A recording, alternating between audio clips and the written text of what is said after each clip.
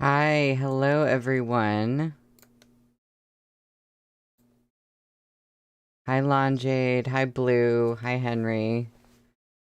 Um, we're finishing Volume 3 today. As you might know, Arha Volume 10 came out, like, yesterday, and I've read ahead, so I've been, like, totally wrapped up in reading that, and I was like, oh, my stream is going to happen. Time to read the other Danmei. Um, And yeah. Oh, you made it, Vase. Oh, thank you, Henry. Yeah, so I've been in other Danmei world, but now we are here in QJJ world. And I still can't believe we're finishing volume 3 today, like we're already here. You had to break up a cat fight, Vase of Peonies. Like, oh, like your cats, literal cats. I hear cat fight and I'm like, do we mean cats or people? But I think you mean the animal. um, so yeah, I'm super excited for today. I hope this volume doesn't end on some kind of cliffhanger because we're kind of at a very big point with this battle is going to be more serious than we initially thought. So I have concerns about that. Um, Vase of Peonies. Uh, These two hate each other. Oh, you think they're okay? That's good. I'm glad. Here. Henry, Vase's cats are Shenza Chuan and Xiaoqia in Volume 1. That sounds about right. Yeah. Um, so I'm curious, does anyone have any theories for how things are gonna go today? I had this one thought. It's not a theory exactly, but kind of, I guess. So, Qi Juyin is supposed to go against Xiao Qia and his Imperial army. Because I think she was ordered to. But I have a feeling that she's not gonna do that. I have a feeling that she's going to be on their side, or that she might figure out that something fishy is going on, and that she wants to, like, stand with Xiao Qia. But I'm not sure if that'll happen right away or not. I'm just wondering what y'all think about that. Because that's been something, it keeps coming up, and in the back of my head, I'm like, yeah, so I don't know about that. I Vase of Peonies. I wish they'd get on with the Yuri. Right? Heard. Um so yeah, that's kind of if I have a theory, that's my one theory, is that she will actually help. Like, maybe she'll come to their aid at the last minute when this battle is getting to be too much. I'm kind of hoping something like that happens. Um yeah, other than that, I am head empty. Um but we're I guess I'm gonna go ahead and start. We are on page 351 for chapter 108, which is called Silver. No wonder everything had gone so smoothly tonight. In an instant, Shen Zichuan understood many things. He whipped his head around to blurt it out, then stopped and looked at Xiao Qia. Lao Hu, Xiao Qia said, swiftly mounting his horse. Leave 2,000 men to guard this place.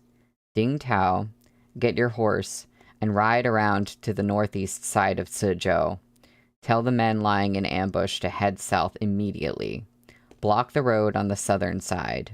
The rest of you, follow me back to the city.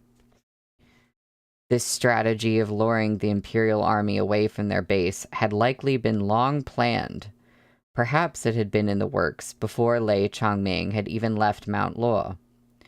This entire time, the reports Suzhou had received were all vague, the most frequent being sightings of fire pits in the bandits' abandoned camps. The precise number of Lei Chongming's men had become a matter of opinion, and this mix of truth and falsehood, reality and pretense, had lured them into guessing that the reported 40,000 men were just a front. They had assumed Lei Chongming wouldn't have the guts to launch a surprise attack. None of them expected he had no intentions of fighting Xiao Qia head-on at all.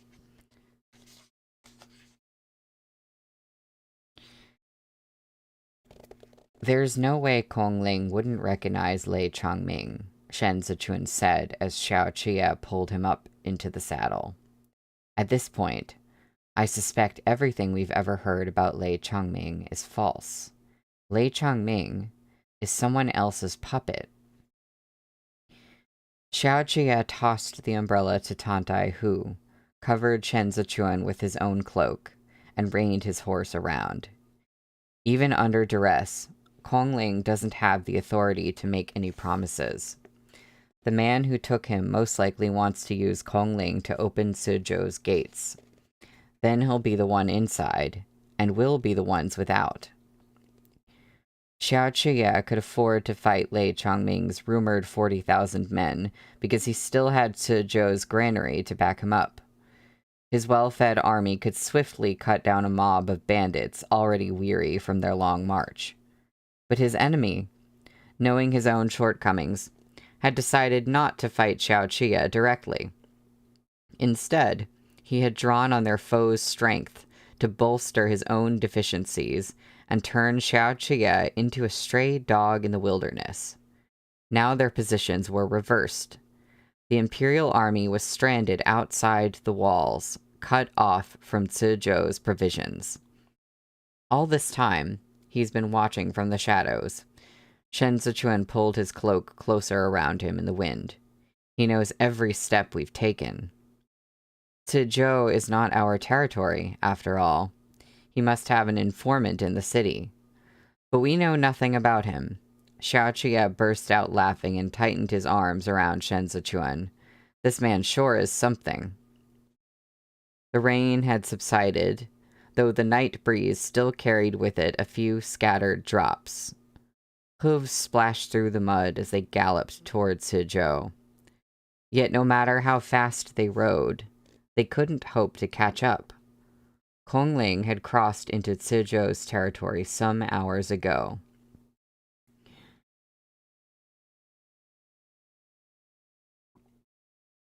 I think I've sort of lost track of what Kong Ling is doing or what happened with Kong Ling. He was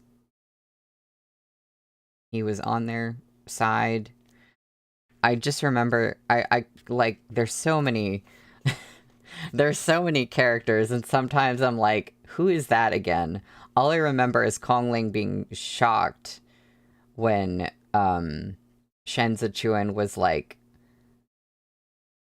kind of pretending to, work with Lei Chongming. I think that was Kong Ling who was, like, really shocked that he was doing it. And now I'm like, wait, what is he up to? But maybe we'll find out. Okay, a bandit helped him escape from the camp. So he had been captured. Okay. Thank you, Blue. Kong Ling had been a sedentary scholar since coming out of obscurity to take up an official post, and he was nearly 45. His bones almost shook apart from the impact of the ride, and he panted for breath as he slid off the horse to the ground. He let his companion prop him up, then cupped his hands toward him. I was saved thanks to you, brave friend. I can't imagine what would have happened to me. You're too courteous, sir. Though this man seemed taciturn. He had looked after Kong Ling the entire journey. I'm afraid the men behind us will overtake us any minute. Sir, drink some water and we'll move on. Once we reach the city gate, have them open it as soon as possible. They had stopped midway at an inn that still had its lanterns hung up. They weren't there to stay the night, but to allow Kong Ling, whose legs were still trembling, to drink some hot tea and catch his breath. The tender insides of his legs were badly chafed, making it difficult for him to sit. He stood in the main hall and gulped down his cup of tea. The sound of hooves rang on the road outside. Kong Ling's companion didn't stand, but his hand quietly slid to the blade at his waist as he angled his face into the darkness and glanced sidelong at the door. A group of road-worn travelers strode over the threshold, led by two men of similar stature. Oddly, the entire group was tall and muscular. Despite the rough clothes they wore, they possessed an imposing aura. That doesn't sound good. The man in the lead removed his bamboo hat to reveal a stubbled jaw and a lock of hair hanging over his forehead. He swept a seemingly nonchalant glance at the two men in the hall drinking tea.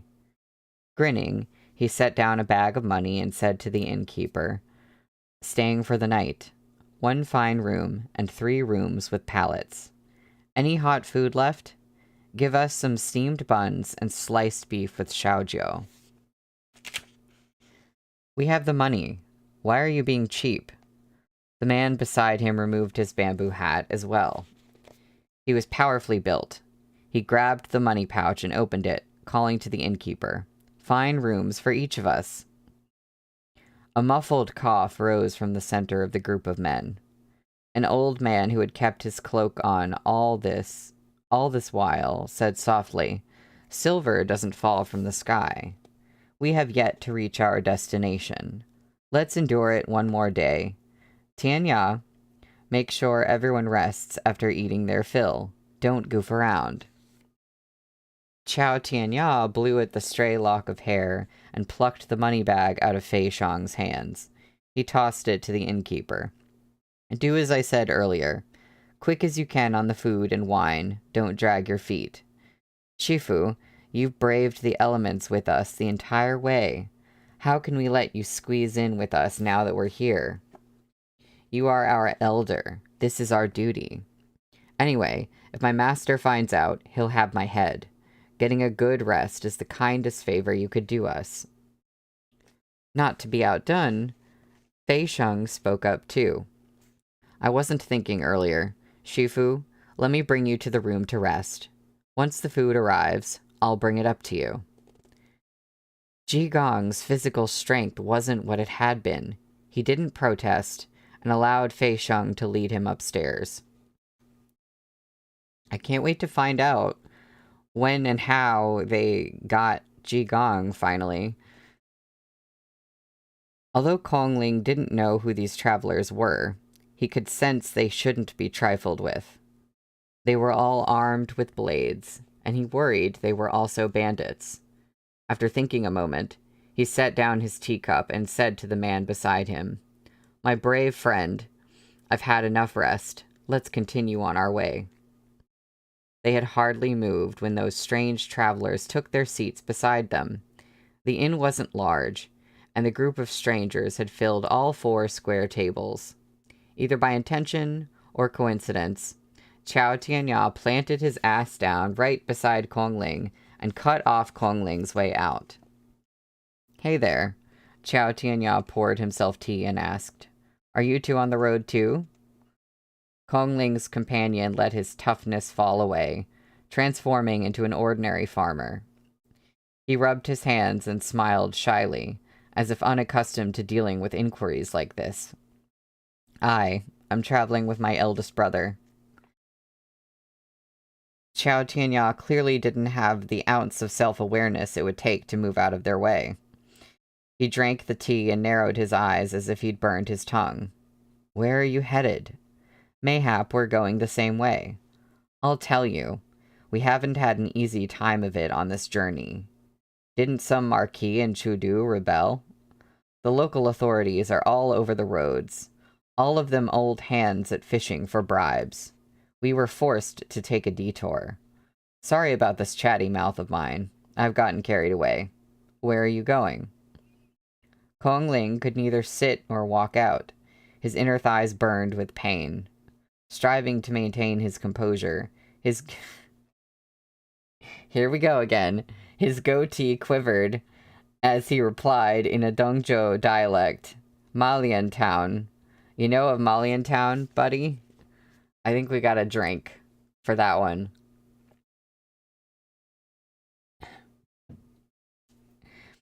Near Zhezhou, huh? Then we're going the same way. We're heading for the city of Zhezhou, right before Malian Town. Xiao Tianya propped an elbow on the table and stared at the other man. Buddy, you look familiar. Henry, when the Danmei man has autism. At this point, Kongling's companion had sensed he was being watched. He glanced at the other travelers from the corner of his eye. Gears turned in his mind, and he made some rough guesses. These travelers, he surmised, must be members of the embroidered uniform guard, disguising themselves to hunt down Xiao Chia and Shen Zichuan. They were only suspicious because he was carrying a blade.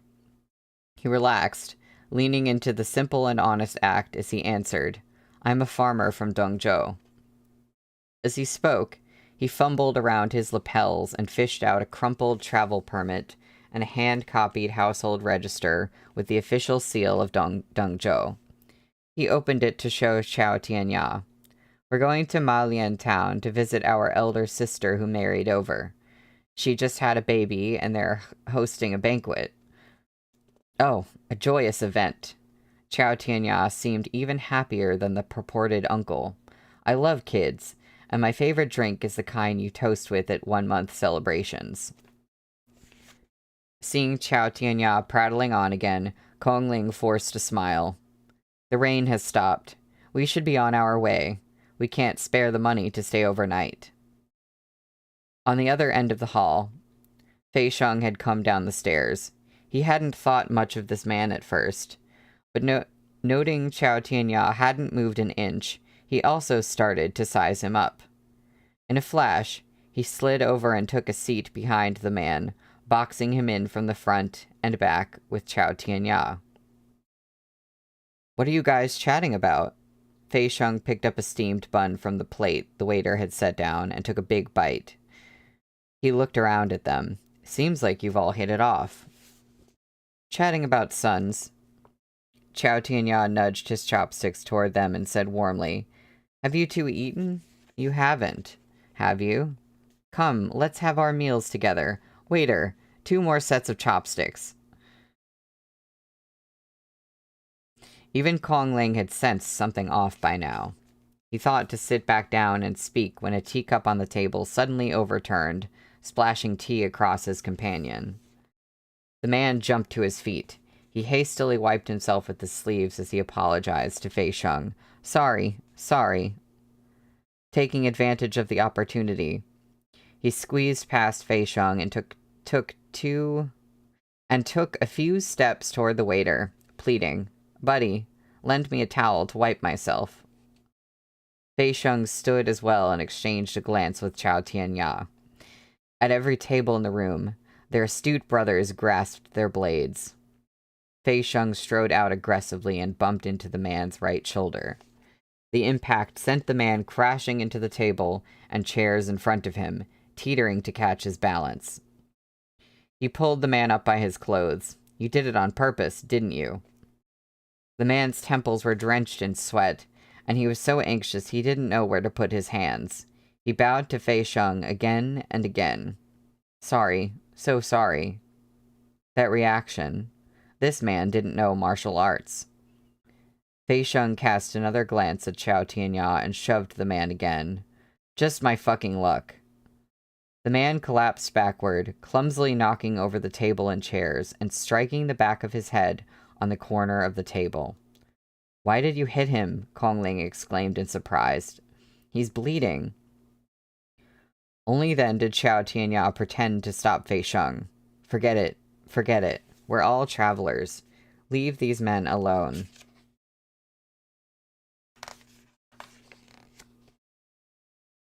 Thank you, Blue. Reminder, because I managed to forget by the time I got here. Fei Sheng is that guy who helped Shen Zichuan look for his dads, who is very good at investigations. Okay. Thank you. Fei Sheng let loose a torrent of expletives as Chao Tianya persuaded him to come back and sit. He glared at the man several more times. As their party started digging into their food, Fei Sheng stood up again. I got so pissed off I forgot to deliver the meal to Shifu. Kongling had already helped support his companion to the entrance. The man touched the back of his head and came away with a palm full of blood. He glanced timidly over his shoulder at Chao Tianya and the rest, then shrank back, fearful of attracting more notice. He untied the horses and walked off into the night with Kongling. Fei Sheng finally dropped his blowhard act. Why are you provoking them? We're on the wanted list too. Better to lie low now that we're right at the border of Suzhou. Don't stir up trouble. I just had a feeling about that guy. Chao Tianya swallowed 2 mouthfuls of xiaojiu and frowned in thought. Was there really no reaction when you bumped into him? Nope. Fei Sheng took a bite of the beef. Anyone can put on an act, but the body doesn't lie. When you're accustomed to reacting swiftly, it's difficult to hold back from parrying a surprise blow. There was something weird about him for sure, but he indeed doesn't seem to be a fighter. What if he can control himself? Chao Tianya suddenly asked. Then he's formidable. Fei Sheng gestured with his chopsticks for emphasis. He'd have to be of the same caliber as Ji Gong Shifu. Think about the Marquis. With a body like his lordship, there would be no way to hide it. His naturally endowed physique has blessed him with explosive strength. Before you so much as think of touching him, you have to be careful, especially if you're approaching him while he's asleep. Otherwise, with his reactions, you'd be risking your life. The kind of self-control it takes to endure can only be built up through decades of practice. That man didn't seem that old. I doubt he can do it. Chao Tianya applied himself to his meal and let the subject drop. They ate and drank their fill, and the innkeeper worked out the bill for Chao Tianya. When he returned the change, Fei Sheng, who had little better to do, fiddled with the ingots, and realized something unusual. The weight and relative purity of this silver were subtly different from the silver they had brought from Chudu, which had been minted and issued by the Ministry of Revenue. Fei Sheng was usually a competitive man who sucked up to others when it benefited him, but in truth, the skills he possessed were unrivaled. Suspicions aroused, he held the silver up to the light and scrutinized it before asking Chao Tianya. Zhongbo has had dealings with Jueshi for many years. Most of the silver in circulation here comes from Jueshi, right? That's what they say. Chao Tianya propped his elbows on the counter and turned to look at those silver tails. New silver like this is something you don't see every day. A lot of the transactions in Zhongbo these days are shady scalping deals. Most people typically won't dare use silver from Jueshi directly.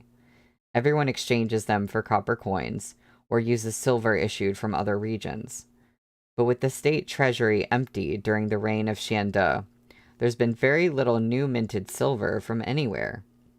The only clan who could still have very new silver is the Shi. The Shi clan, who mined silver. If the silver hadn't come out of Shen Sichuan's coffers, it came from the people who had schemed to empty out the Shi clan's vaults. Whether it was the former or the latter, both had enormous implications. Chao Tianya straightened up in a flash. Leave half the men here to keep watch and take care of Shifu. The rest of you, follow me. Old Fei, you were fucking wrong. Get after him. Well, that's the end of the chapter.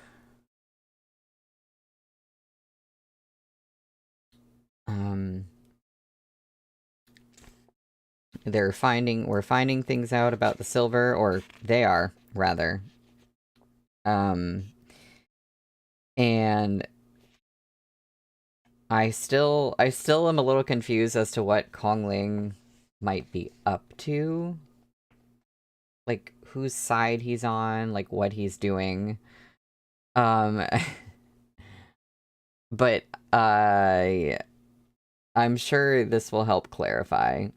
This is why I try to reread before streams. I didn't do that this time. This is exactly why, because I will be like, what is happening again? And then I know that sometimes it's not me, sometimes it's just the way the book is, and we just don't know something yet, but I can't always tell if I've forgotten something important. Blue, yes, you do see dark air and dark rise. Thinks Shen Zichuan has betrayed the city, so he's trying to go warn them. Who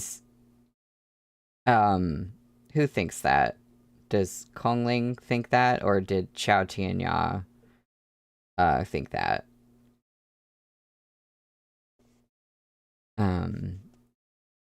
So Kongling thinks that. Okay. No, that would make sense. Yeah, okay. So Kongling, right, because Kongling was not really entirely in on everything, and last time he was shocked by what Shen Zichuan was doing. So, okay. I think I see what's happening. Thank you. Yeah. Yeah, they said it on Monday, and I lost some of what happened then. Right. Shen Zichuan gave him the scare of his life. Okay. Yeah, some of it is coming back to me. I'm trying. We're on page 361 for chapter 109, which is called Jingzhe. Somebody's name, I assume? Or is that a place? I'm not sure if we know yet. Chao Tianya scrambled out of the inn with his men, but there were no longer any traces of their quarry on the road. Fei Sheng leapt astride his horse and pointed west. Since he's been alerted, he knows he can't stay here. He can't escape our eyes in town, so he'll most likely take a detour to hurry toward Sizhou. According to Chao Tianya's information, Shen Zichuan was still in the city of Sizhou. He stuffed the silver ingot back into his lapels, but before he could speak, he heard Qigong's voice behind him. Qigong gathered his cloak and downed the bowl of medicine in his hand in one draught. Don't stop for my sake. Let's ride for Sizhou now. We have to inform Chuan Er about this before anything else. This concerned Shen Zichuan's safety. Chao Tianya knew Qigong wouldn't be persuaded to rest tonight, so he motioned for the embroidered uniform guard members at the back to lead the horse over. Qigong got on and straightened his back. With a jerk of the reins, he led the men in a charge toward the town gate. Kongling was miserable beyond description. Both his thighs had been chafed raw until they burned. He didn't say a word as he followed, grimacing, behind his companion's horse, just as Fei Sheng had predicted. They didn't linger in the town.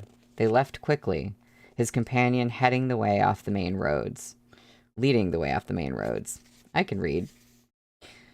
Sir, please bear with it for a few more hours. As the man spurred his horse on, he looked back to shout, "We'll reach Sizhou's city gate before daybreak." Nodding his head, Kongling panted. The roads around here are full of forking paths. I don't think they can catch us even if they wanted to.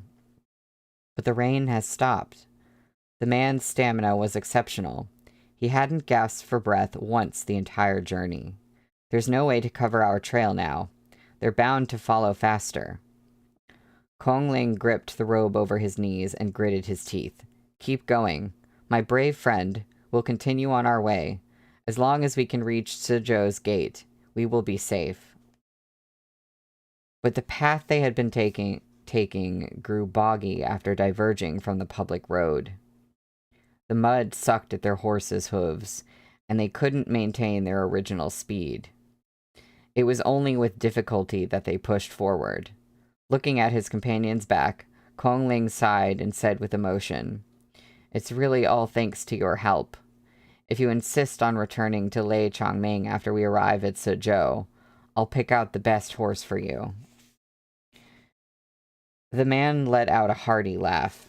"There's no need to stand on ceremony, sir. I'm just doing what I ought. I'm a soldier who only knows how to fight and kill. I can't do what lofty scholars like you do. I hold you in great esteem, and I'm already content to have been able to travel with you tonight." Kong Ling was taken aback at this man's integrity. He felt a lump in his throat.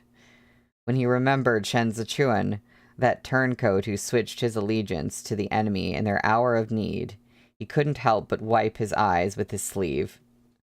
"To think there are still good men like you in Zhongbo. There's hope yet for our land's rejuvenation. My friend, how should I address you?" The man looked back. "My name is Piao Po, Heavy Rain. A crude and inelegant name like this isn't fit for the good sir's ears. My parents are both honest people who make a living on the few acres of fields they have. There was a drought the year I was born, so my father named me after the downpour, hoping to call down their salvation." "Brother Piao Po is a righteous man," Kong Ling said. "A name is but a word. It sounds good to me." It was too dark for Kong Ling to see the path ahead of them. Perhaps the route Piao Po picked was too well hidden. No one had found them yet. Kong Ling pounded his thighs. After glancing up at the horizon several times, he finally spied the first rays of dawn, illuminating the city walls of Zizhou at the far end of their road. "Sir," Piao Po made a grab for Kong Ling's reins and led his horse alongside his own. "Tell the city officer to open the gate. We'll pay our respects to Lord Zhou now." They pushed their horses to a gallop along the last of the path, splashing through puddles. They had arrived at the foot of Zizhou's city walls. Kong Ling hugged the neck of his horse, entirely spent. He smoothed his goatee, then lifted his head to shout hoarsely, "It's me!" Heads popped out over the battlement above. Shocked at what he saw, one officer couldn't help but blurt out, "Mr. Chung Feng, quick, go get His Excellency." Kong Ling dismounted the horse with trembling legs and handed the reins to Piao Po. "Tell him I'm back." "Open the city gate first," Piao Po said. "Sir." Kong Ling nodded, gasping for air. He bent over, hands braced on his knees, and smiled bitterly. "Let me catch my breath. We'll enter the city soon."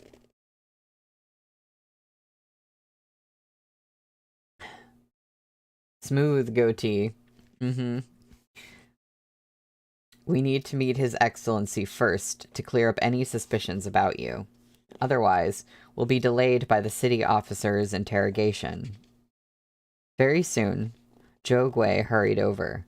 When he saw Kong Ling from above, he blurted, "Chung Feng, what's going on? Quick, open the gate." The city gate groaned as several soldiers from within lifted the bar and pulled the city gates open, letting the first rays of the morning sun through the gap. Kong Ling wiped sweat from his brow and strode in first. A stretch of bridle path lay just beyond the gate. Zhou Gui hurriedly descended the wall and led his men to the head of the bridle path to receive Kong Ling and his companion. "Oh, hi, Anna. Oh, thank you for dropping in. Good luck on your exams." But Kong Ling, who had been walking in front, abruptly furrowed his brow and bellowed, "Shut the gates!" The soldiers behind him who had slipped around the door to push it open froze at once. In that instant, Piao Po burst forth. He grabbed the back of Kong Ling's collar and yanked him backward in a swift retreat. To his surprise, Kong Ling stumbled and dropped to his knees, deliberately dragging his weight. Waving his hands, he shouted at Zhou Gui, "This man is a liar. Zhou Gui, tell the men to loose the arrows. You mustn't let him go free." Zhou Gui stepped forward. "Take him down." That originally docile horse beside Piao Po whinnied, rearing up to trample the soldiers manning the gate. Piao Po swung up atop the horse, and the steed crashed back through the city gate. He hauled Kongling behind him with just one hand. Kongling's body was suspended at one side of the saddle, his legs and feet scraping across the ground as he was dragged along. Unnatural strength. This man's strength was by no means inferior to Xiao Cheye's. Kongling was unable to break free as he was pulled along at high speed. His back slammed against the iron buckle of the horse's saddle, knocking the wind out of him, as if the strikes might perforate the lungs in his frail chest. All he could see was the sky as he flailed his arms and kicked with both legs against the grip tightening on him. Zhou Gui, release the arrows. This man has reinforcements. An irritated tisk escaped Piao Po's lips. He lifted Kongling up by the neck and hollered at the soldiers surging out of the city gates. Go ahead. Zhou Gui, shoot. We'll see who dies first. Me or Mr. Chongfeng. Zhou Gui was a mere civil official. He pushed away the guards and, stricken, shouted, Stop! Red-faced from strangulation, Kongling clawed at his collar. Piao Po leaned in closer to him and said with a grin, How very astute of you, sir. Didn't you still regard me as a righteous man on our way here? Why have you turned against me? Tantai Long's soldiers, Kongling gasped. They were all from the 3 prefectures in the east. None of them would be familiar with the back roads of Zhezhou. Piao Po threw his head back and laughed as he sat steady on the horse. So I see. Sir, you are truly formidable. You were even acting with such sincerity earlier. But I've already arrived at Zhezhou. Did you think you could settle the matter by tricking me into the city and killing me? He turned his head and spat. It's too late. At once, those pursuing bandits who had vanished earlier thundered up from behind them. Although they hadn't the uniform armor expected of a regular army, their numbers were terrifying. They were dressed in various styles and colors, holding their weapons aloft as they urged their horses through the woods and grasses in headlong charge. Kongling could see no end to them. A few months ago, I instructed Lei Changming to tell you we wanted grain. Instead, you let the Imperial Army into Zhezhou and handed our granary to Xiao Cheye, casting off his disguise as Piao Po. Lei Jingzhe, it is a name, the chapter title is a name, Lei Jingzhe flung Kongling to the dirt. Reining his horse around toward the city, he called out to Zhou Gui, You think Xiao Cheye's 20,000 soldiers will scare me off? I sent men repeatedly to persuade you to pledge allegiance to me, but you put me off again and again. Zhou Gui, you're now a traitor aiding a rebel army. By raising Zhezhou today, I'll be ridding the people of a scourge. Looking at the more than 10,000 men before him, Zhou Gui's heart sank. He felt dizzy and hastily grabbed onto the guard beside him for support as he squeezed the words through gritted teeth. I will open the granary and give you the grain, but you mustn't hurt the commoners of Zhezhou. Lei Jingzhe cracked his whip, and the bandits behind him roared with laughter. The hooves of his horse stomped around Kongling, and foot soldiers surrounded him to prevent his escape, forcing him to roll and crawl to dodge the sharp hooves. Lei Jingzhe pointed his horsewhip at Kongling on the ground. Now I'm the host, and you're the guest. Whether or not you open it, the granary is mine. I'm taking my men home to eat. The fucking gall of you to negotiate with me. Zhou Gui staggered a few steps. We emptied half a granary for your Mount Law bandits last year, when Zhezhou was in the middle of a famine, he fumed. Had we not, how many of your men on Mount Law would have starved? Can't you spare the commoners of Zhezhou on account of this favor? What nonsense. Lei Jingzhe's expression went flat, and he responded coldly. Lei Chongming bought that grain with money at my behest.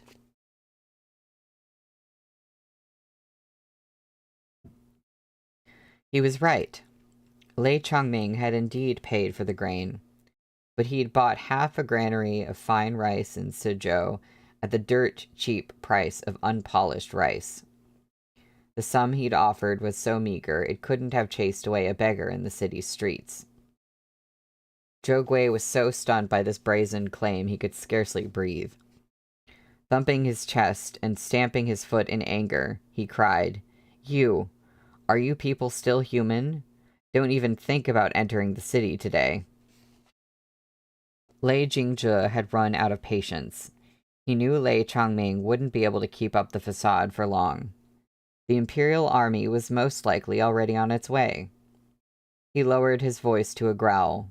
"Zhou Gui, I just want to enter the city and play for a few days. Must you insist on fighting me when you stand no chance of winning? It's the same as throwing eggs against a rock."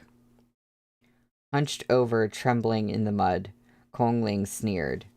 His sleeve flapped up as he pointed at Lei Jingzhe and cried, "Play for a few days? When have you ever kept your men under control when they enter the city? Each time Lei Chongming comes, a dozen women in Suzhou meet their end. Bah! You're degenerates, every one of you. What benevolent and righteous act are you putting on? Everyone will die if we let you enter the city today, so us folks of Suzhou may as well fight to the death out here." The horsewhip struck Kongling so hard it split open the flesh on his back. Kongling had initially thought they could take this man down at the city gate. He had never expected the bandits' main force to be so close on their heels. He was painfully aware that his gullibility had brought this catastrophe upon Suzhou.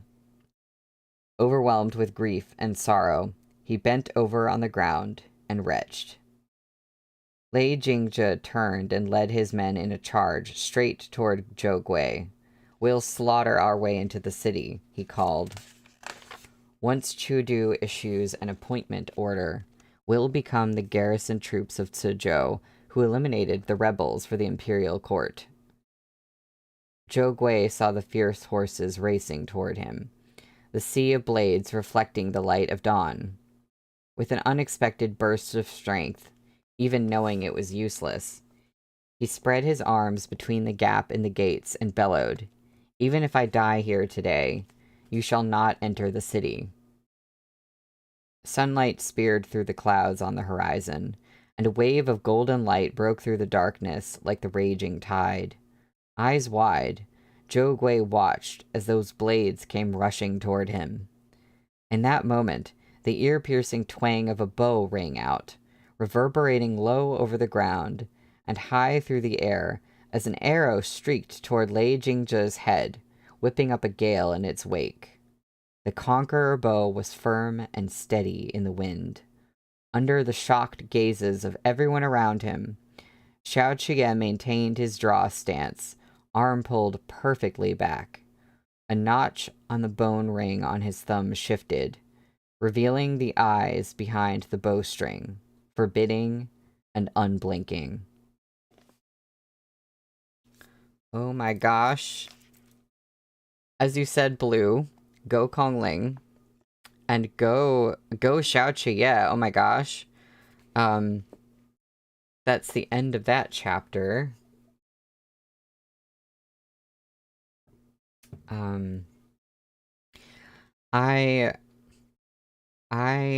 It's a little bit early for a break, but I really need to go make some tea. I think I've just been, like, having some allergies and my throat is, like, a little irritated, so I want to go ahead and make some tea before I, like, come back to talking more. This seems like a good idea. Oh, yeah, and, yeah, the Conqueror bow is supposed to be hard to draw, so, like, I can't imagine actually being able to use it.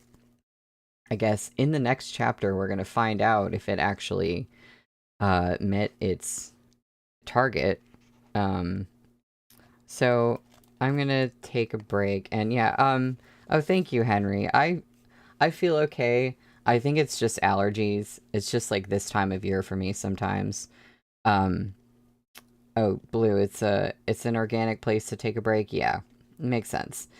So, very interesting chapter title. When we come back, we will be on chapter 110, which is called Son of a Concubine. I'm forgetting who that might be referring to at this exact moment, but I am intrigued. So I will be right back.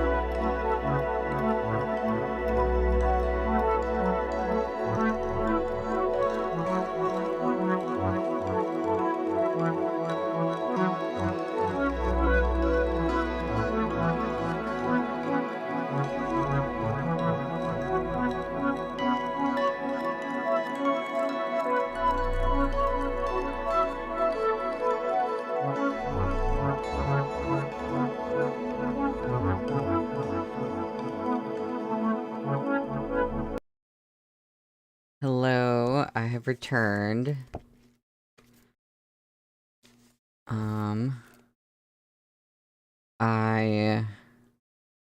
I have some tea now, so I am armed and ready to find out what happens next. We're gonna find out if this arrow actually made its shot.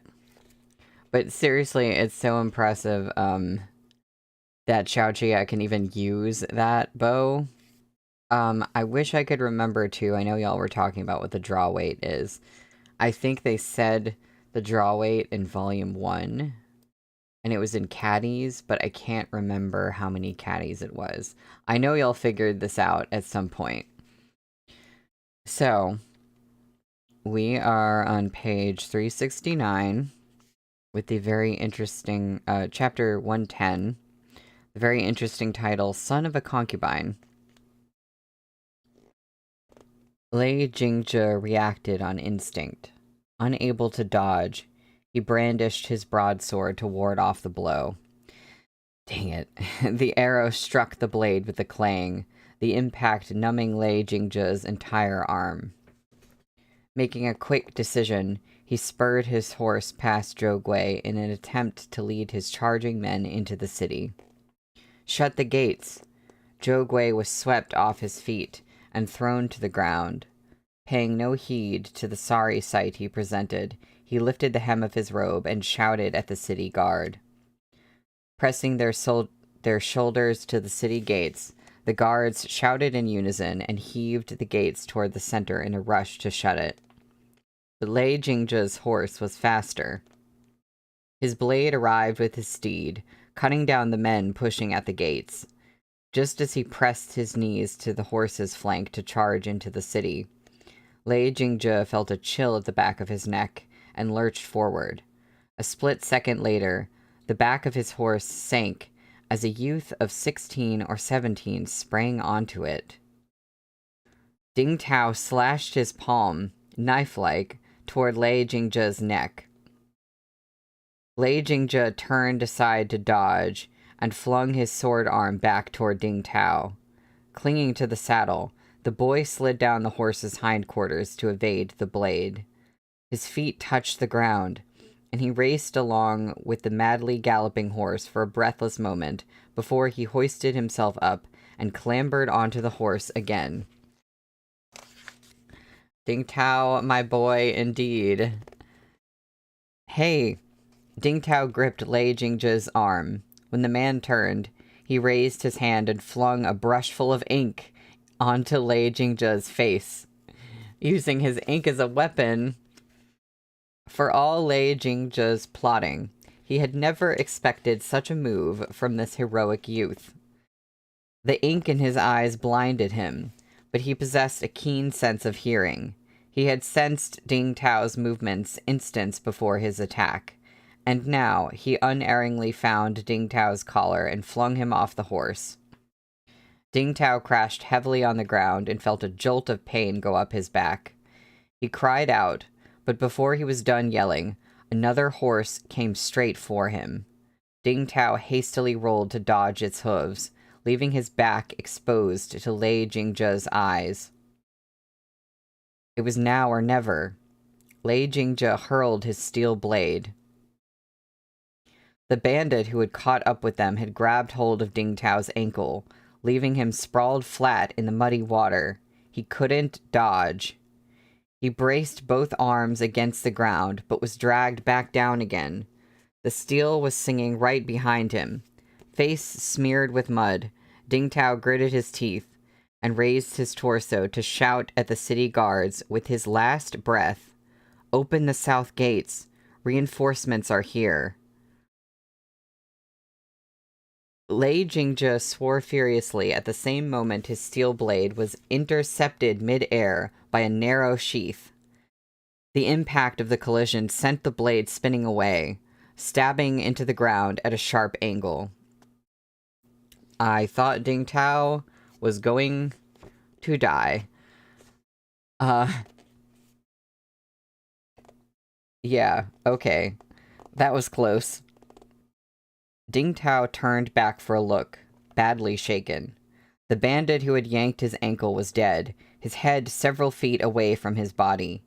Ding Tao scrambled to his feet, hopped several times to reach safety, then poked his head out from behind Shen Zichuan atop snow crust, and said to Lei Jingzhe, "You're dead meat now." Ooh. One side of the city gate had been shut. Lei Jingzhe had led his men to crowd the head of the bridle path and squeeze through, but now someone stood in their way. He recognized this man. The color of the robes peeking out from under his cloak, an unbroken white, was the same he'd worn every day since leaving Chudu. Lei Jingzhe pulled his horse back a few steps, but in the next instant, he brandished his whip and spurred his horse forward. Shen Zichuan swept off his cloak and tossed it to Ding Tao. Beneath him, Snowcrest pawed at the air and charged. As the wind rose, Avalanche burst from its sheath. In the moment before he was on Shen Zichuan, he reached for the broadsword of a nearby subordinate. The horse's screams were like the call of war horns. The two powers collided as the edges of their blades met and shrieked in unison, a sound so piercing listeners quaked with fear. Lei Jingzhe had encountered an opponent unlike any other. The terrifying strength the bandit possessed seemed to have plunged into an icy lake. No matter how forceful and fierce he was in wielding his blade, it was neutralized by a force as gentle as water, dissolving to nothingness. The harder he fought, the more he felt Shen Zichuan was leading him by the nose. Gradually, he found himself trapped in a vicious cycle, unable to escape. But Lei Jingzhe was a shrewd man.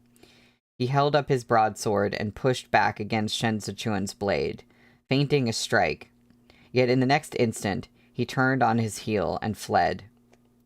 The earlier opportunity had already slipped him by. He had already been thinking of retreating when Ding Tao shouted that the reinforcements had arrived. It was evident by now that Xiao Jie had his men surrounded. If he didn't withdraw post-haste and insisted on staying to attack the city instead, he would soon be besieged on all sides.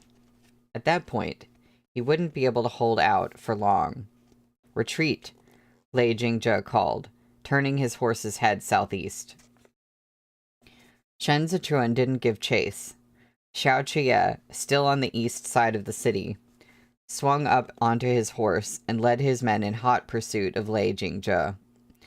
Lei Jingzhe whipped his horse's flank and tore off at great speed. Amid the jolts and bumps, he looked back and pointed at Xiao Jie, then at Shen Zichuan, and bellowed, "We'll meet again." The bandits wore little armor, so they moved quickly. They had plenty of practice fleeing. The whole army dashed back to the mountain forest with no regard for formation. In the blink of an eye, they had fled helter-skelter, hollering to each other as they disappeared into the undergrowth. Once again, Xiao Jie lifted the conqueror bow. The sound of the string being drawn on that 100-caddy bow was bone-chilling. There's our answer. It was 100 caddies, which I don't remember what that adds up to, but it's a lot. Xiao Jie's eyes fixed on Lei Jingzhe's back. The bandit chief was about to dart into the trees, yet Xiao Jie seemed to have no intention of releasing the arrow. With a cry, Meng wheeled in the air and stooped at Lei Jingzhe with sharp talons, aiming for Lei Jingzhe's eyes. Overcome with dread, he was forced to slow down as he flung up an arm to cover his face and twisted to dodge the Ger-Falcon's attack. At this instant, Xiao Jie released the bowstring. The arrow burst forth like a golden ray, shooting from the blazing sun, faster than eyes or wind could trace. In the moment it took for him to gasp for breath, the arrow was flying toward Lei Jingzhe's eyes. In that perilous second between life and death, Lei Jingzhe grabbed the bandit riding beside him. Leaning back as far as he could, he exerted all his strength to shove the man in front of his own body. The arrow pierced the chest of the bandit so hard the impact sent Lei Jingzhe tumbling off his horse. He rolled on the ground, clambered to his feet, and tossed away the body, then mounted his panicked horse and fled.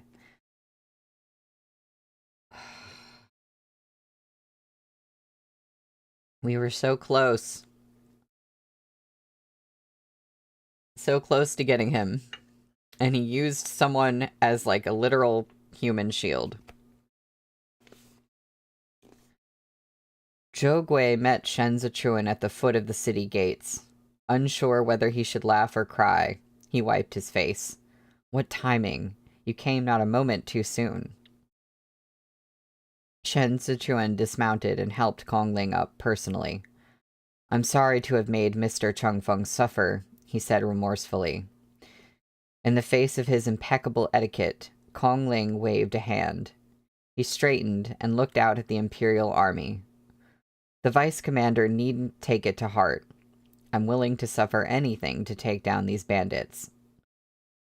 But when all's said and done, I put you in a terrible spot without warning you. Shen Zichuan turned his head to call out to Ding Tao.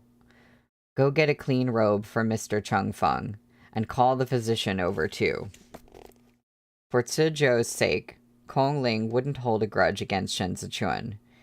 It would be asking too much for him to feel no resentment, but he understood there had been a reason for Shen Zichuan's actions, so he let Ding Tao support him as he bowed to Shen Zichuan. Xiao Jie, who had also dismounted his horse, walked swiftly toward them. I never thought there was another man hiding behind Lei Chongming. Kongling looked up into the forest covering the mountain slopes. He had just survived a great ordeal, yet he was still plagued by worry and anxiety. This man is heartless and skilled in disguise, and cautious to boot. Now that we've let him escape, we're sure to face more trouble in the future. If his lordship and the vice commander hadn't arrived when you did, Suzhou would not have escaped this calamity today. Zhou Gui shook out his sleeves and bent in a long, deep bow. It was only because your excellency showed no fear in the face of danger and bought us time. Xiao Qie turned his head aside to wipe the dust off his face. The Imperial Army still has troops lying in ambush near the public road south of Suzhou.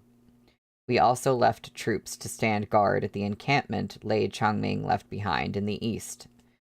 The Imperial Army has him surrounded. He won't find it easy to escape. Thank goodness for your lordship's reinforcements from the south, or he wouldn't have retreated so quickly. Kongling sighed heavily. Your lordship is wise. We'll send someone to open the south gate right away. Xiao Qie laughed and looked at Shen Zichuan, but didn't say a word. There's no need for your excellency and the good sir to rush, Shen Zichuan explained. The Imperial Army's reinforcements are still more than 10 li away on the public road. Stunned, Zhou Gui looked at Ding Tao, but then Ding Tao's back still ached. When he saw everyone looking at him, he nodded solemnly. They're still on the public road, not headed this way. On our way here, Gongza told me to yell that phrase if I was in dire straits. He said it was a magical weapon that would bring us victory. Sure enough, that bandit fled right after I yelled it. Kongling turned to Shen Zichuan and moved to bow again. Vice Commander, please accept this bow of mine. Lei Jingzhe had obviously attempted to lure the Imperial Army away and charged straight into Suzhou because he feared a head-on confrontation with Xiao Qie. This man was sharp. He didn't know the extent of Xiao Qie's capabilities, and he wasn't willing to stake his troops on a gamble.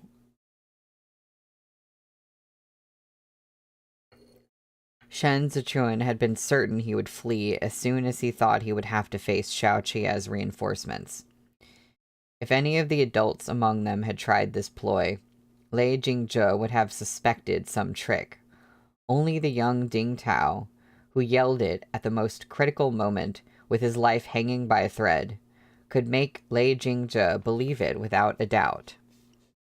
My good lad, Zhou Gui felt such warmth toward Ding Tao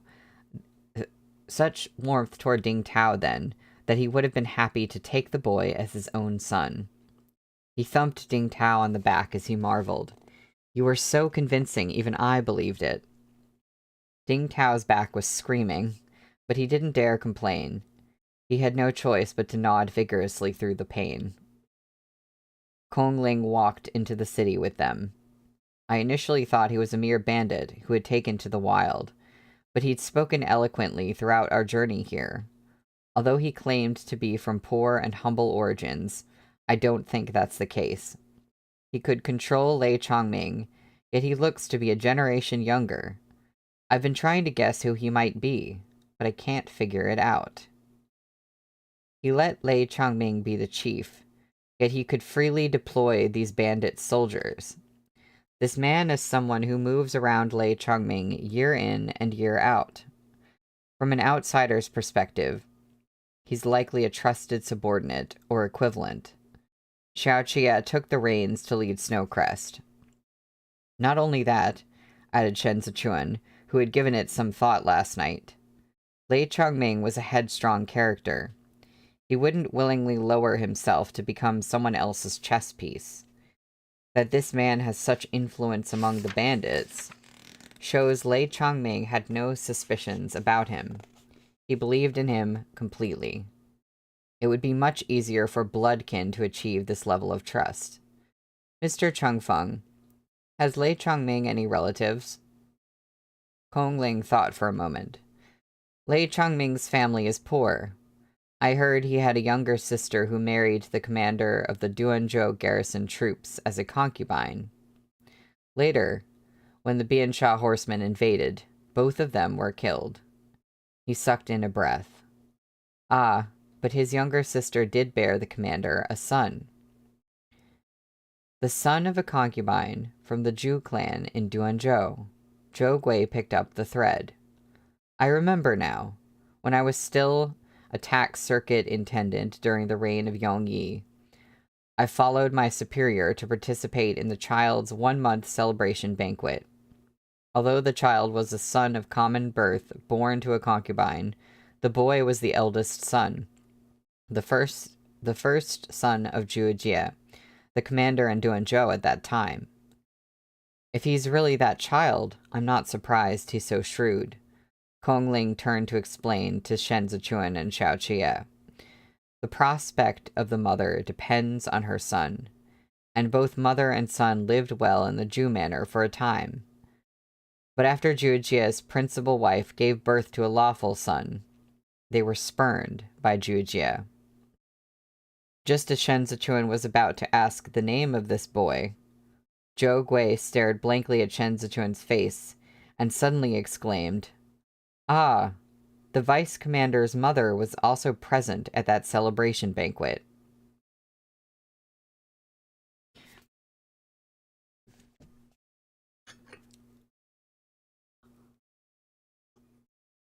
That's the end of the chapter. The next chapter, chapter 111, is titled Mother, fittingly. I guess I'll just keep reading. The moment the words left Zhou Gui's mouth, he felt he had said too much.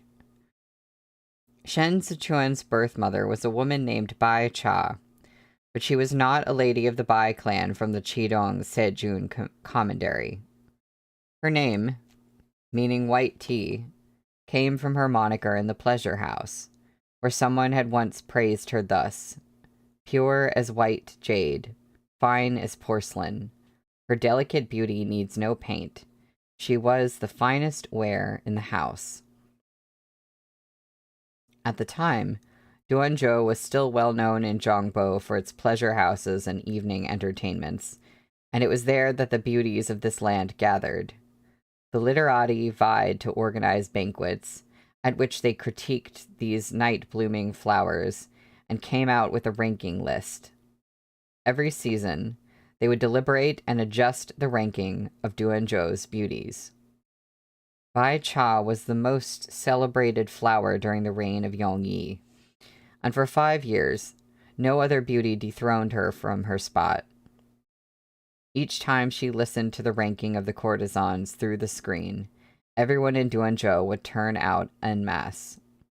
When she danced for the Prince of Jianxing, Shenwei, teeming crowds would flood the street outside.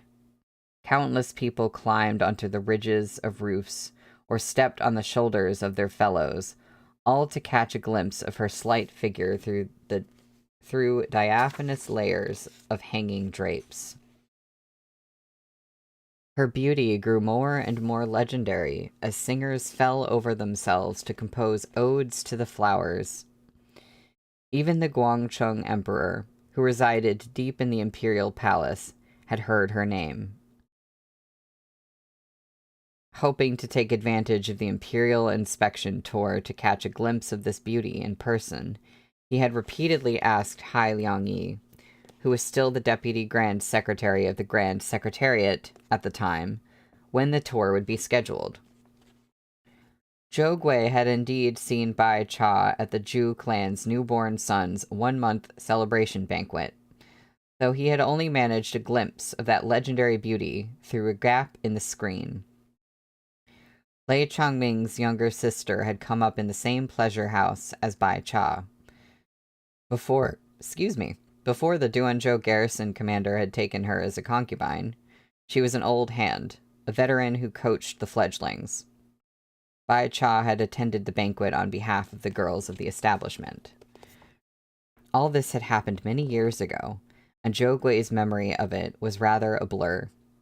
But when he looked at Shen Zichuan earlier, he'd realized Shen Zichuan's side profile was reminiscent of the lovely Bai Cha's, and in a moment of excitement, blurted it out. With no change in expression, Shen Zichuan replied, "What a remarkable coincidence." He was neither intrigued nor worked up. His impression of his birth mother was as of a blank piece of paper. Though he had heard hundreds of rumors about her, there was no trace of her in his mind worth remembering. In his life, the role of his mother belonged to his Xinyang, Hua Pingting, just as the role of his father belonged only to his Shifu, Jigang. It was for this reason he had gone to such great lengths to destroy Jilei for harming Hua Pingting. The two people who had given him his life were never actually involved in it. Bai Cha had died early and left nary a word for Shen Zichuan, while Shen Wei had openly detested him. The princess consort of Jianxing had ruled over all domestic affairs of the manor. Before the age of 7, Shen Zichuan and Shen Wei had met a grand total of 7 times during the family's yearly spring festival celebration. They had never had a single exchange of words one might expect between a father and son. Shen Wei's loathing of him, however, had been evident nonetheless. They weren't like father and son. They were mortal enemies born to abhor one another. Shen Zichuan's life in the Prince of Jianxing's manor in Duanzhou had been confined to a corner of an eave in the inner courtyard. He couldn't leave without permission. His daily leisure consisted of sitting on the veranda and counting the white clouds that drifted past the small corner of the blue sky. By the time he was 7, he could recognize many words, but he'd learned all of them on the sly, by crawling through the dog hole in the courtyard, month after month, to eavesdrop under the windows of the school Shen Zhouji and his other elder brothers attended. In those years, the power struggle between his elder brothers who had come of age had been intense. Even his father's concubines schemed against one another.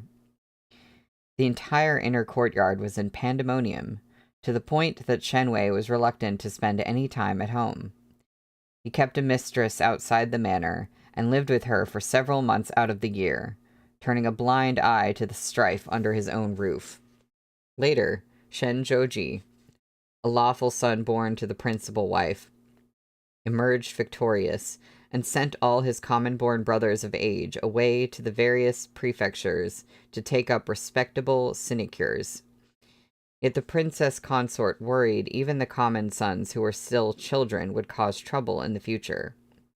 She elected to send them away too, ostensibly to complete their education with a teacher she'd hired in Shen Wei's ancestral home in Chazhou.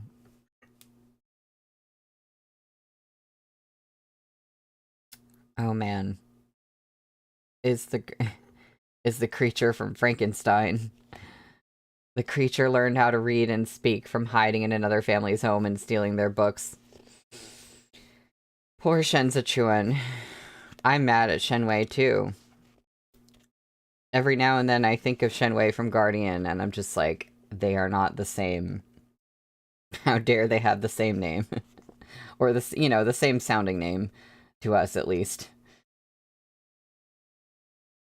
In truth, this move eliminated the possibility that any son of a concubine could compete with her own son for power again. Oh, I know. That Shen Wei would never. Shen Zichuan was the only son whom Shen Wei personally instructed be sent to the old manor in Duanzhou. The prince refused to hire a teacher or allow his son to attend school. He was originally cared for by a deaf and mute old woman with poor eyesight. But upon reaching the old manor, the job was handed over to a maidservant his mother had left there. The woman was greedy for money.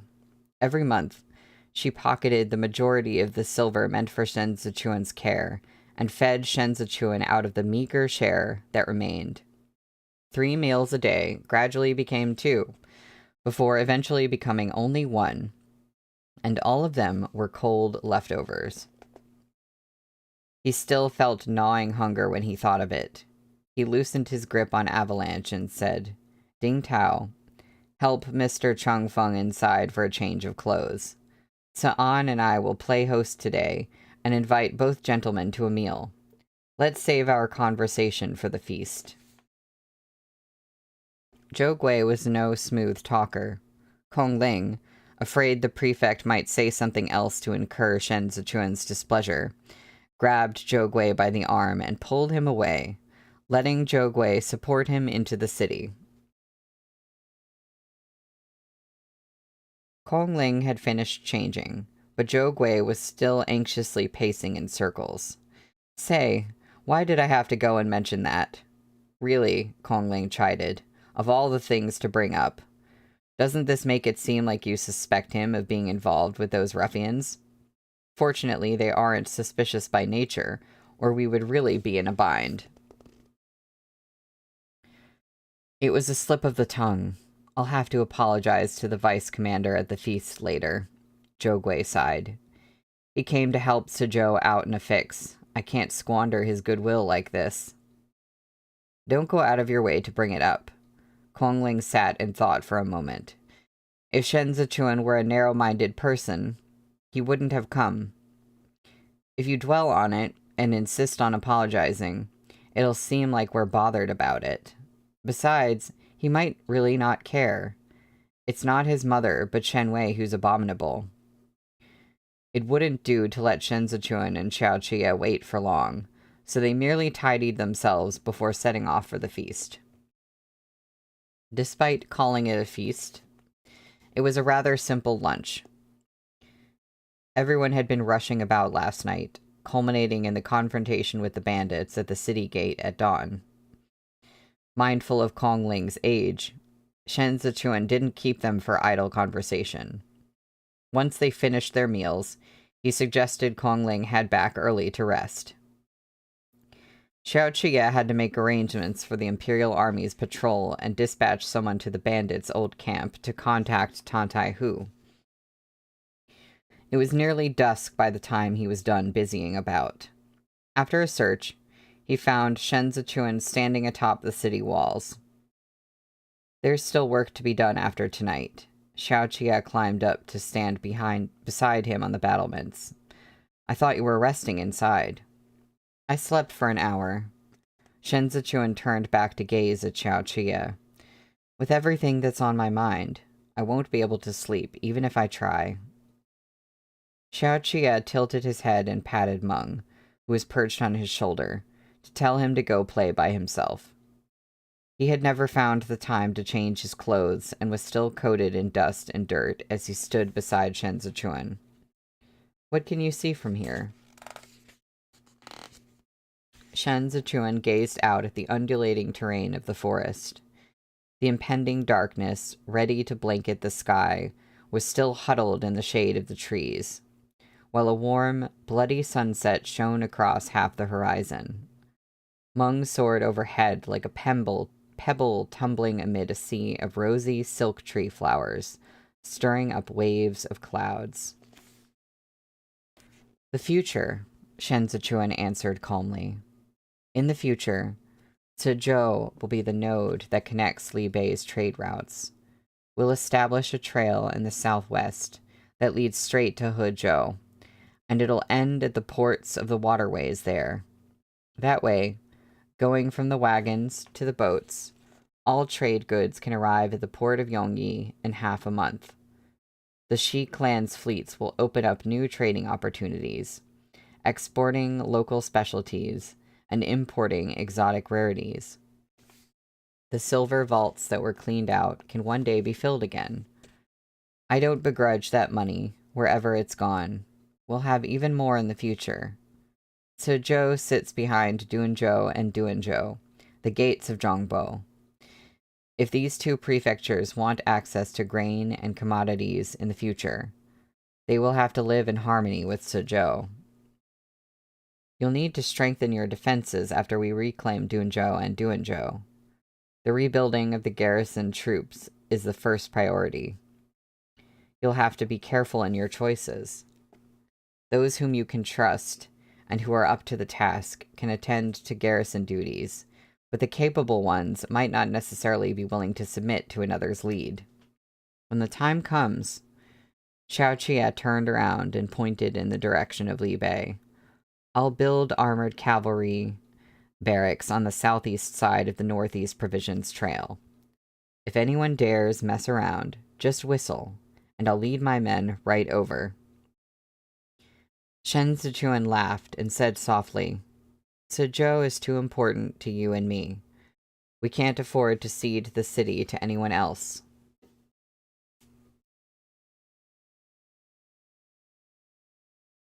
Zhou Gui is a good official, but he isn't suited to governing an entire prefecture. He can't save anyone with zeal alone, not when he's surrounded by a pack of wolves on all sides. We're short people. Xiao Qie had been mulling this over since he'd left Lei Chongming's camp. If Suzhou was to be their starting point, then they would be stretched increasingly thin as their territory expanded. They were also constrained by a lack of capable, trustworthy men to administer official affairs. If Chao Tianya or Chen Yang had been here, they would doubtless have prevented the worst of Suzhou's current predicament. Then again, amid so many moving pieces, it was impossible to say how any one move might unbalance the board and give away their position prematurely. Zhou Gui is suited to be the tax circuit intendant of the 6 prefectures. His love for the people is his guiding light. A man like that would never allow officials and merchants to collude on his watch. But he's also too benevolent. He has neither the will nor the gall to enforce severe punishments. That's why he can't suppress the local bandits. It's precisely because Kong Ling understands this feature of Zhou Gui's character that he came to help him remove the obstacles in his path and handle matters more efficiently. Shen Zichuan spoke thoughtfully. If the two of them can continue to work as one, there's much they can achieve in the future. And Lei Jingzhe, Xiao Qie asked, what do you think of him? This man will no doubt fail. Shen Zichuan took a few steps forward along the battlements. I thought he was a man to be reckoned with when we left the camp. But after seeing him this morning, I've changed my mind. As expected, you and I are of the same mind. The light was beginning to fade. Xiao Qie stepped up next to Shen Zichuan and kept pace with him. Lei Chongming was his uncle by blood. In order to get a head start in Suzhou, he abandoned Lei Chongming at the encampment to die. After a move like that, he may not be able to win over his men. Not to mention, when he dodged my arrow, he used his own man as a shield. He's shrewd all right, but not benevolent. If he wants to pledge allegiance to Chudu and obtain an official position, he'll have to turn the bandits under his command into a regular army. He has yet to understand that being a bandit is different from being a general. One cannot accumulate prestige and trust with brutality alone. And he changes his orders over and over on the battlefield. A general does not retract an order he has given. He must be impartial in meting out reward and punishment, and he must remain steadfast and unwavering. Only then is he able to command his soldiers. Lei Jingzhe is simply not cut out to lead an army. I worry more about Qi Juyin. Shen Zichuan hesitated before the stairs. The marriage alliance between Qidong and the Hua clan is as good as sealed. Now that Li Bei has rebelled, Qidong is the last crutch Chudu has left to rely on. No doubt Qi Juyin will receive a promotion and noble rank in the coming days. The Empress Dowager already had a great admiration for her to begin with. Once her title is conferred, she'll deploy troops north. No matter what, I must turn Suzhou into an impregnable fortress before Qi Juyin arrives. The Grand Marshal is a tough opponent. Da Ge is the heavy cavalry. Lu Guangbai is the guerrilla, and Qi Juyin is cavalry and infantry combined. She's resided in the Tangjun Commandery for a long time. She doesn't deploy troops rashly, but when she does, she prefers to launch sudden assaults to storm the enemy. When she penetrated deep into the desert to save Qi Shiyu, she was like a sudden downpour that overwhelmed her opponents. She's known to cut her foes down with a single blow to strike terror into the enemy's hearts. There's, apparently, there's a footnote on this page that I totally missed. And I'm looking for it, and I can't find it? Oh, there it is. A general does not retract an order he is given. He must be impartial in meting out reward and punishment, and he must remain steadfast and unwavering. Only then is he able to command his soldiers. The footnote: from the 3 Strategies of Huang Shigong, a classic treatise on military strategy. Well, that makes sense. Oh, thank you, Blue. I just looked up and saw your note. Thank you.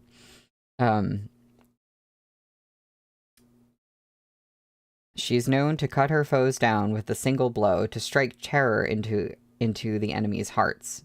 When they face her in battle, they quiver in fear. Xiao Qia mulled over it for a moment. I want to fight her. Shen Zichuan looked at him. It's not like I want to fight her right now. Xiao Qia patted his shoulder. Look at you, glaring at me so fiercely. Shen Zichuan took a step down the stairs. As if it had just occurred to him, he looked back and asked, Where's my fan? Xiao Qia pinched Shen Zichuan's chin, then cleared 3 steps in one stride and crouched down before him to offer his back. Come on up, and I'll give it to you. Why are they so cute? Blue, I'd call him a muscle brain if he wasn't so smart, right?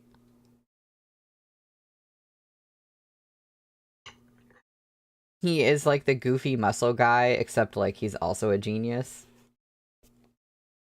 So, we're on the last chapter. We're on page 387 for chapter 112, which is called Chasing the Stars. And I could tell that there's art coming soon.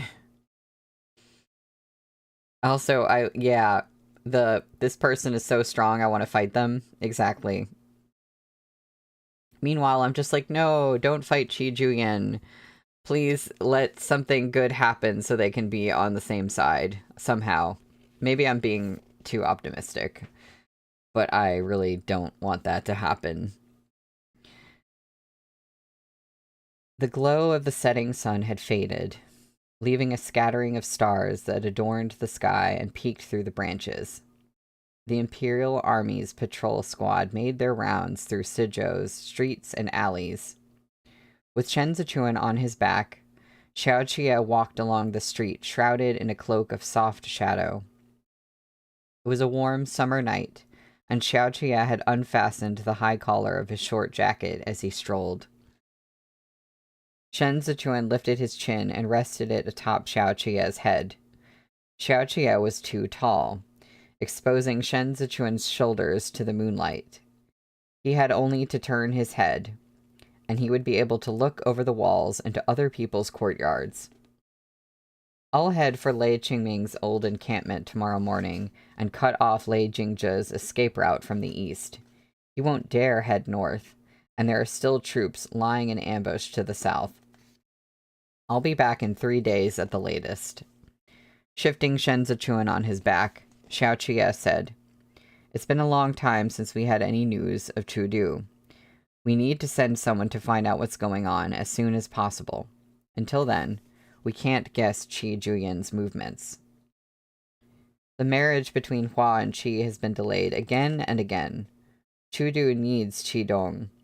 The Empress Dowager won't let Qi Shiyu wait any longer. Shen Zichuan considered. The wedding won't be delayed past the 8th month. Oh my god, no. No, you're joking. No, everyone, we look at this art.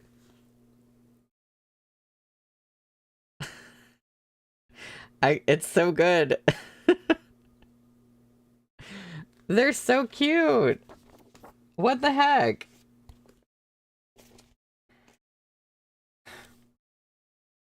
Hua Xiangyi can get married all she wants, Xiao Qie said. As long as she produces no heir, Qi Juyin will have the final say in Qidong. She's going there to be a second principal wife, even if she's younger than Qi Juyin. Any son she bears will be Qi Shuyu's lawful son. Once Qi Shuyu croaks, mother and son will become the obstacle that stands in the way of Qi Juyin's uncontested grip on military power. The marshal's prestige among her troops cannot be underestimated. Will she really fear a lawful brother so much younger than herself? Shen Zichuan wondered. If she chooses peace and lives in harmony with Hua Xiangyi, she could save herself a lot of trouble. It hasn't been easy for Qi Juyin to be conferred a title. Just look at the setbacks she faced when she took over the 5 commanderies of Qidong. Chudu is not the only one deeply uneasy because of her gender. Even the internal military administration officials of Qidong have been muttering to themselves. At this point, Xiao Qie paused.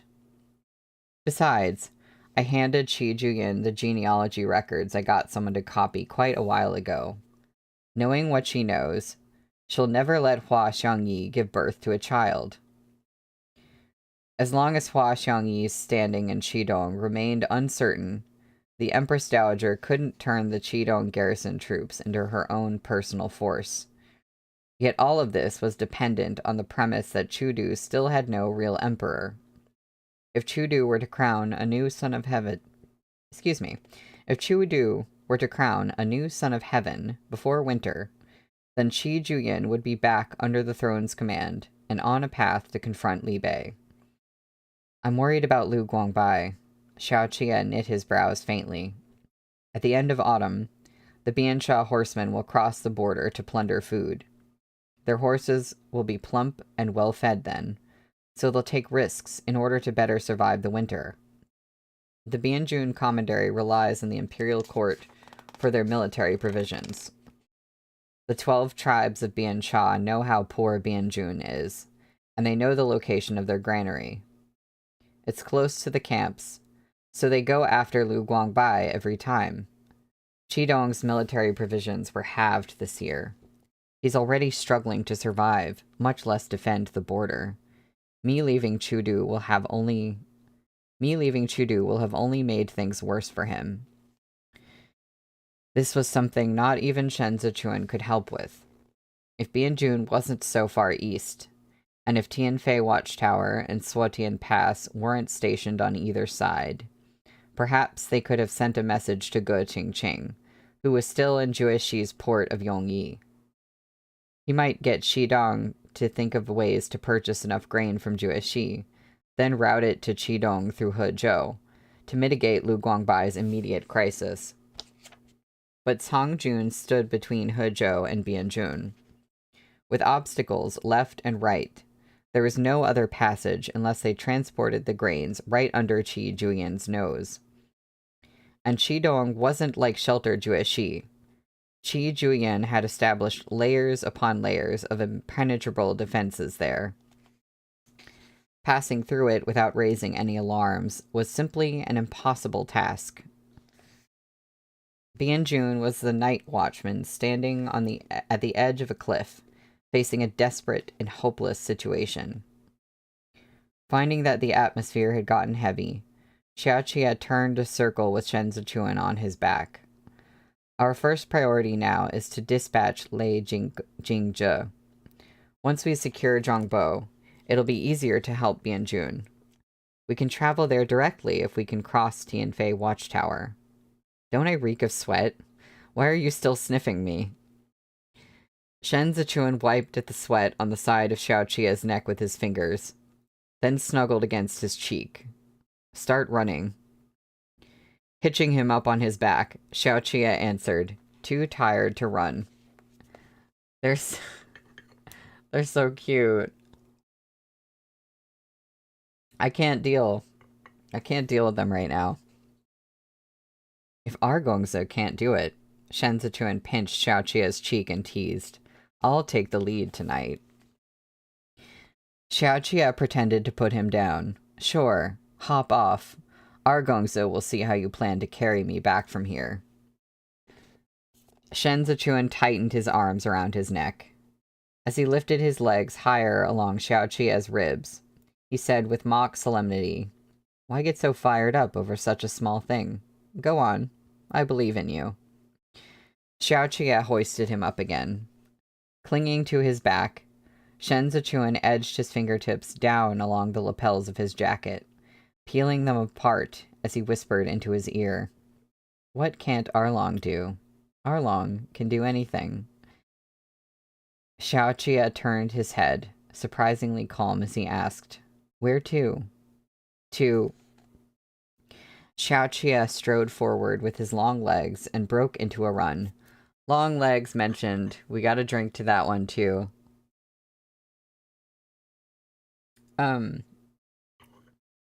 I realized I'm not actually familiar with what Arlong means. Is that just like a thing that you call your spouse? It sounds like it, but I just don't know that one. Carrying Shen Zichuan on his back, he ran past the cover of the trees, stepping on summer moonlight as he darted into an alley where the lamps had been extinguished. It's like Sanlong. Yep, it's like Sanlong. Okay. Gotcha. Thank you, Blue. The patrol squad came and went without noticing them. Xiaoqia easily leapt over the small steps, the dappled shadows of leaves falling upon his hair.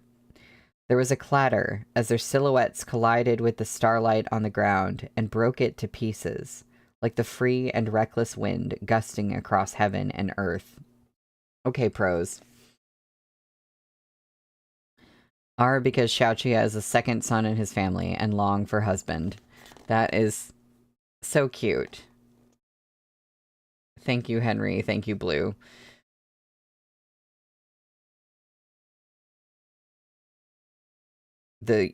Where am I?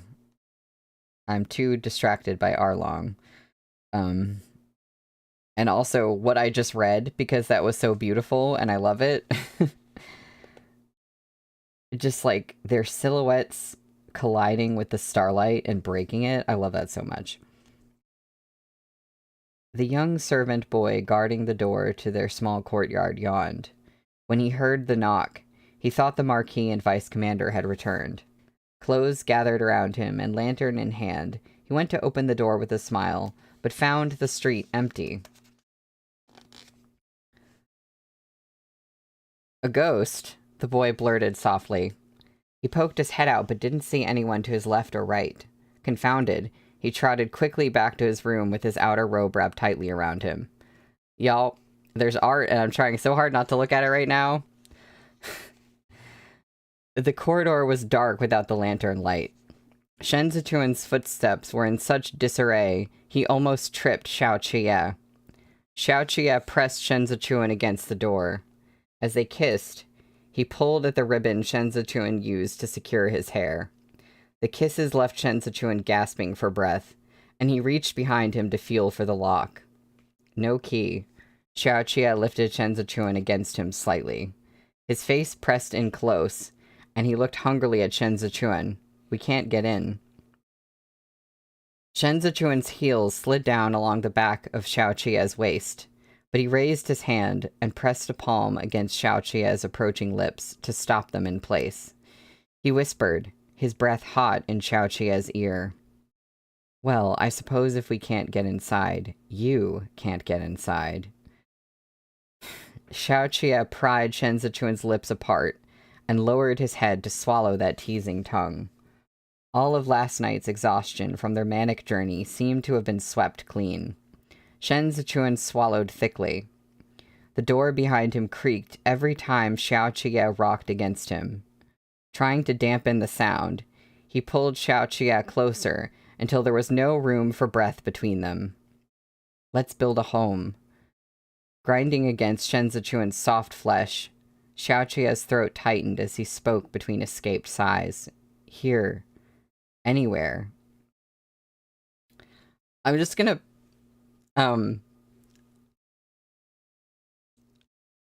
say I don't normally worry about this, but I don't know if I can show this art on the stream. Like, I actually think that I can't show this. So, I'm gonna put it in the Discord later, or if someone else beats me to it, they could do that. But I'm not gonna show that. I turned the page and I was like, we're not even here yet. I guess I know what's happening now, but I was just like, that... sometimes Seven Seas does describe me. It does... I can't even speak now. They do surprise me with what they will show. Like right now. Yeah. Where the heck were we?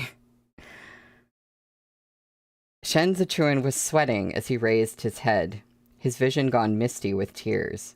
He made not a sound. They hadn't satisfied each other for a long time, and the stimulation was so intense, he was trembling slightly. Just a few moments, and he was already on the cliff's edge. His chest heaved violently, and he clutched at the clothes on Xiao Qie's shoulder, crumpling his robes. It was only after a turn that he managed under his breath. No, don't. Inside the room. But Xiao Qie took this no as a reply to his question and thrust forward, almost making Shen Zichuan cry out on instinct. What can't Arlong do? Xiao Qie held Shen Zichuan firmly in his arms and lifted Shen Zichuan's chin so they were eye to eye. Ruthless and wicked, he said, Arlong can do anything.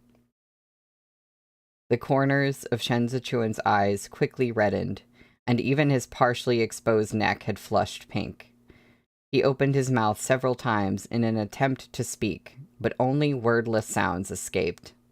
Sweat drenched his clothes, and Shen Zichuan gradually grew breathless.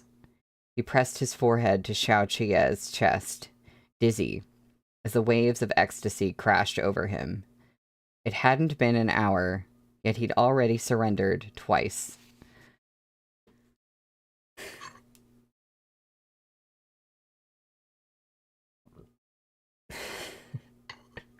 Henry, Danmei so good you lose your ability to speak. Exactly. And Blue, these Danmei men and their dream of having a home. Yep. It's something. It's something, all right. By the time Xiao Qie had finished his bath, Shen Zichuan was asleep. Seeing the first glimmer of dawn outside the window, he didn't rest. He merely drank a cup of strong tea and crouched by the bedside to watch Shen Zichuan slumber. He fell asleep after all. Xiao Qie raised his hand to caress Shen Zichuan's cheek. Once he returned to Li Bei, he would have to invite the venerable Master Yidong here. After turning it over in his mind these past weeks, he'd concluded that Shen Zichuan's frequent illnesses, whether the cold or the pox, definitely had something to do with the medicine he'd taken in his youth. Too thin. Xiao Qie gazed down at Shen Zichuan in the soft silence of their room. He had also found Shen Zichuan thin when they were in Chudu, but he had been much better than now.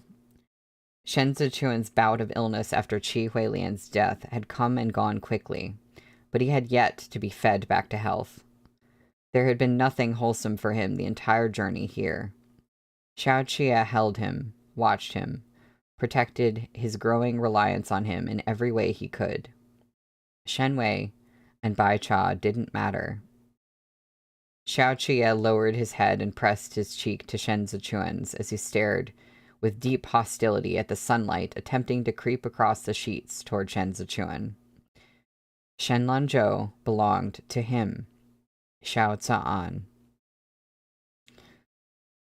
I love all these, like, the imagery with them, first the moonlight, and now the sunlight, and the sunlight being, like, a sinister thing. I just think that's really cool. When Xiao Qie spurred his horse out of the city, Zhou Gui and Kong Ling came to see him off.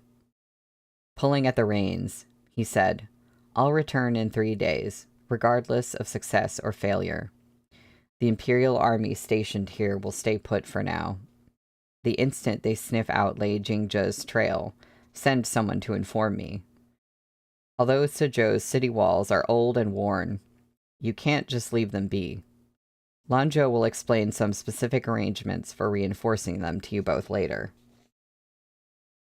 "Be assured, your lordship," Zhou Gui said. "All our men in Suzhou will heed the vice commander's advice.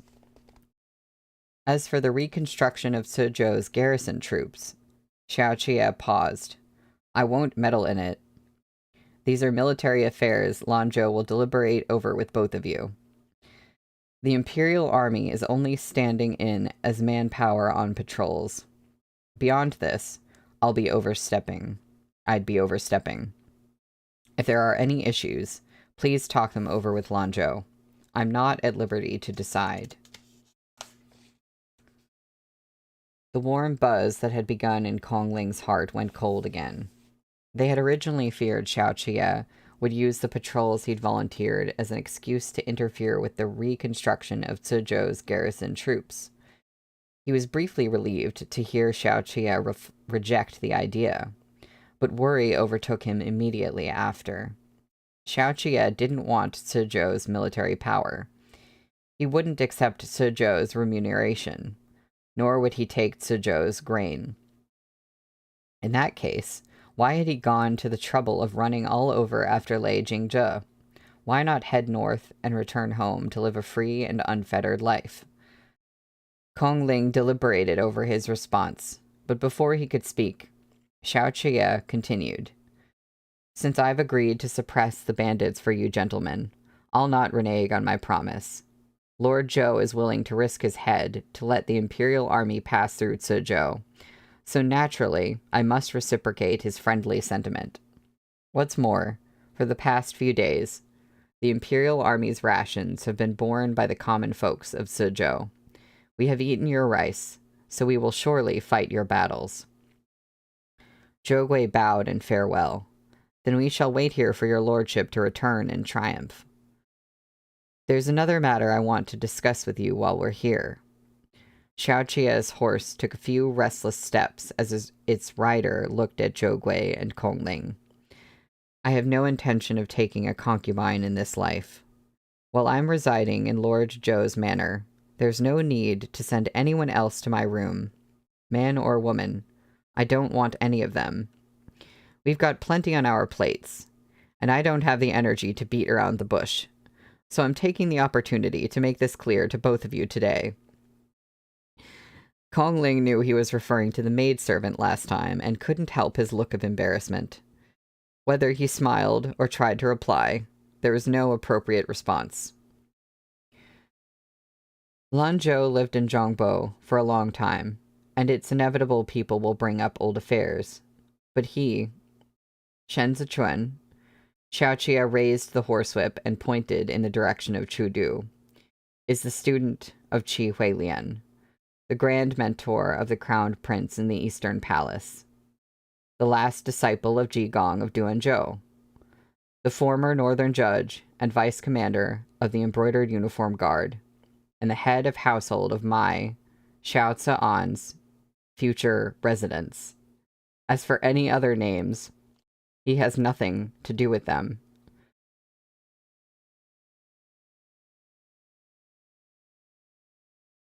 You tell them, you tell them, Xiao Za'an. I can't.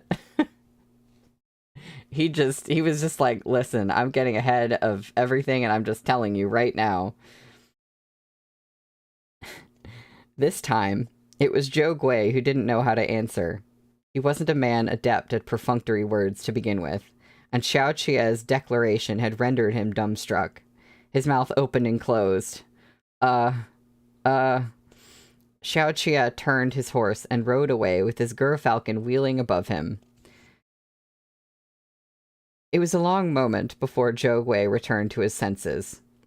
Clutching his sleeves, he asked Kongling, What did his lordship mean by this? Then the Prince of Libei. Kongling calmly wiped his sweat. He has laid his cards out plainly on the table. He doesn't give a hoot about the troops in Suzhou. But whatever you do, he warned, don't mention Shenwei or Baicha again.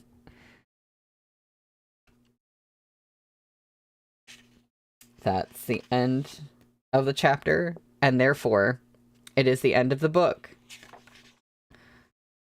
It's the end of the book. What perfect timing. It's 4:59. It's like about to be 5 o'clock. We just finished. That's like so perfect. Well, I'm really glad we didn't end on like a cliffhanger. Now, granted, it wouldn't be that long. We'd have to wait because we're starting book 4 next week. But still, it's just a nice relief. And instead, we ended at such a beautiful point. I know, Blue. I can't believe we already finished volume 3. For real. It's done. That was such a good ending to this book. Goodness.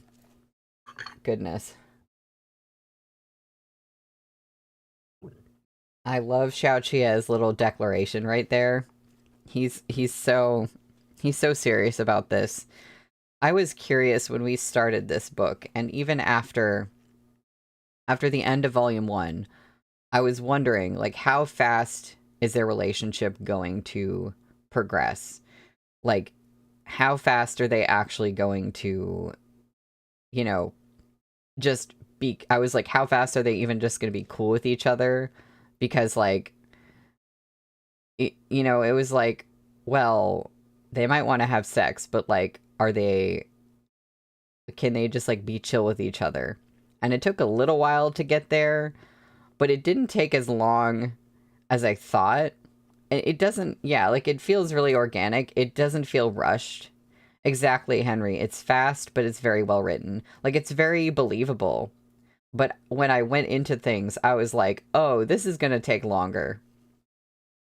And I think there's a book, like, there's a story that's like this, but it takes longer, that I would read, and I would love it too. But I'm honestly, like, really happy that it's progressed this way, and it, like, didn't take longer, if that makes sense. I am loving this series so much. It's literally to the point that I was just thinking, like, I can't decide right now who my favorite Danmei author... Again, I cannot speak today. I've just been completely gobsmacked. I can't decide who my favorite Danmei author is at this point, because I think Tang Ching is actually up there in the runnings. Like, there's Meat Bun and Priest, and then Tang Ching, and I'm like, I don't know who to put at the top, but I think there's, like, a battle being waged between Tang Ching and Meat Bun, and they're, like, kind of very different, but I just like their writing a lot, like the prose in both cases, and I'm so glad that some of y'all urged me to read this book for my streams, for real, because I probably would have gotten around to reading it eventually, but I don't know when I would have done that if I hadn't read this for a stream. So I'm really happy with this series so far.